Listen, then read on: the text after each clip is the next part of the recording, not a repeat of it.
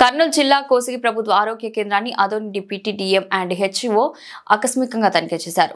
ముందుగా ప్రభుత్వ ఆసుపత్రిలోని పరిసరాల పరిశుభ్రతను, ప్రత్యేకంగా రోగుల వార్డులను తనిఖీ చేశారు. ఆసుపత్రిలో రికార్డులను తనిఖీ చేసి గ్రామాల్లో సీజనల్ వ్యాధుల పట్ల ప్రతిరోజు వైద్యులు ప్రజలకు అందుబాటులో ఉండాలని మెడికల్ ఆఫీసర్లకు తెలియజేశారు. Deputy DM and HO Satyavathi మాట్లాడుతూ గ్రామాల్లో ప్రజలు సీజనల్ వ్యాధుల పట్ల జాగ్రత్తగా ఉండాలని, ASHA door to door survey చేయాలని, అలాగే ప్రతి గ్రామంలో 104 వాహనం ద్వారా ప్రత్యేక క్యాంపుల ద్వారా అధికారులు, ఎంఎల్హెచ్పీలు, ఏఎన్ఎంలు, ఆశా వర్కర్లు అందుబాటులో ఉంటారని వారు అన్నారు. అలాగే ఆర్ఎంపీ డాక్టర్లు ప్రథమ చికిత్స మాత్రమే చేయాలని, కోసిగి మండలంలో రోగులకు సైలైన్ బాటిల్తో వైద్యం చేస్తున్నారని, మా దృష్టికి వస్తే ఆర్ఎంపీలపై చర్యలు తీసుకుంటామని ఆమె అన్నారు. మరియు కోసిగి ప్రభుత్వ ఆరోగ్య కేంద్రాన్ని జిల్లా పంచాయతీ అధికారి భాస్కర్ తనిఖీ చేశారు.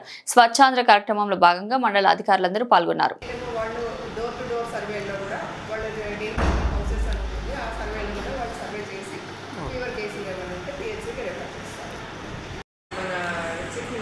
ప్రోగ్రామ్ పెట్టారు.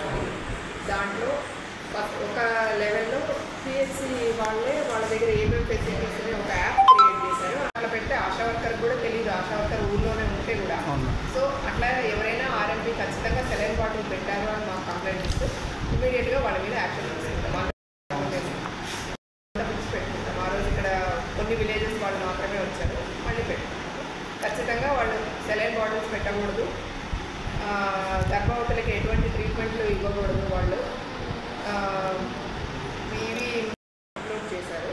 ఇప్పుడు సెకండ్ లెవెల్ ఏంటంటే వాళ్ళు పెట్టినవన్నీ ఉన్నాయా లేదా వెరిఫై చేయడానికి పంపించారు. సో డిస్ట్రిక్ట్ ఆఫీసర్స్ అందరినీ కొన్ని పిహెచ్సిస్ డివైడ్ చేసి పంపించారు. దాంట్లో భాగంగా ఈరోజు వచ్చారు.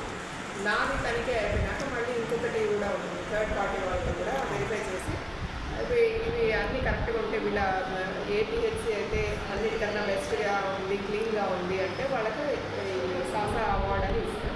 దానికోసం అక్టోబర్ 2వ తేదీ